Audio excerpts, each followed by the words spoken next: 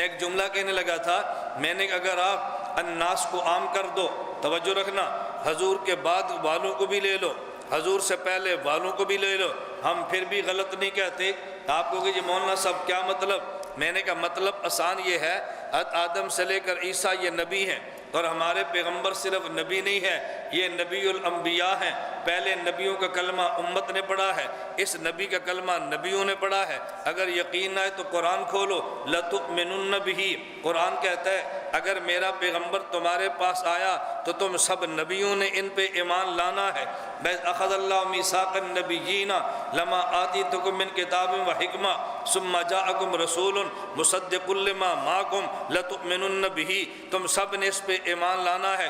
آپ پھر کہو گے کوئی ایسا دن دکھا سکتے ہیں، کوئی ایسا واقعہ بتا سکتے ہیں، کوئی ایسا خطہ دکھا سکتے ہیں جس پہ سارے نبیوں نے جمع ہو کے ہمارے نبی کا کلمہ پڑھا ہو؟ میں نے کہا جی ہاں ہم دکھا سکتے ہیں۔ وہ جی کون سی جگہ؟ اللہ کے پیغمبر مکہ سے چلے، بیت المقدس آئے، خدا نے سارے انبیاء کو بیت المقدس میں جمع کر کے ہمارے نبی کو امام بنایا، ان کو مقتدی بنایا۔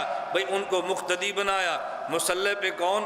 امام، وہ نبی ہے، مقتدی کون؟ وہ بھی نبی ہے۔ تو یہ نبی اس نبی کا کلمہ نہیں پڑھتے؟ تو جب ان تشہد میں بیٹھے ہوں گے اتحیات کون سا پڑھا ہوگا؟ اتحیات کون سا پڑھا ہوگا؟ اور جب اللہ کے نبی کے پیچھے کھڑے ہوں گے تو پیچھے پڑھنے کی حاجت نہیں ہے۔ آپ کہیں گے جی کیوں؟ ہم نے کہا اس لیے وہ اللہ کے نبی کے پیچھے کھڑے ہیں، فاتحہ پڑھ لیتے، بھئی تب پڑھتے جب ان کو ملی ہو، پیچھے دوسری صورتیں پڑھ لیتے تب پڑھے جب ان کو باقی صورتیں ملی ہو۔ یہ بات تو سمجھ آئی ہے کہ پہلے انبیاء کو نہ قرآن ملا، نہ 114 صورتیں ملیں، نہ انہیں حضور کے پیچھے پڑھی۔ تو سوال یہ پھر پڑھی کس نے ہے؟ آپ کہو گے امام الانبیاء نے۔ تو جو پیچھے مقتدی نبی کھڑا ہے وہ پڑھتا نہیں ہے، اس کو ملی نہیں ہے، لیکن جو آگے مصلی پہ پڑھ رہا ہے اسے مانتا بھی ہے یا نہیں؟ اس ماننے کا نام لَتُؤْمِنُنَّ بِهِ ہے۔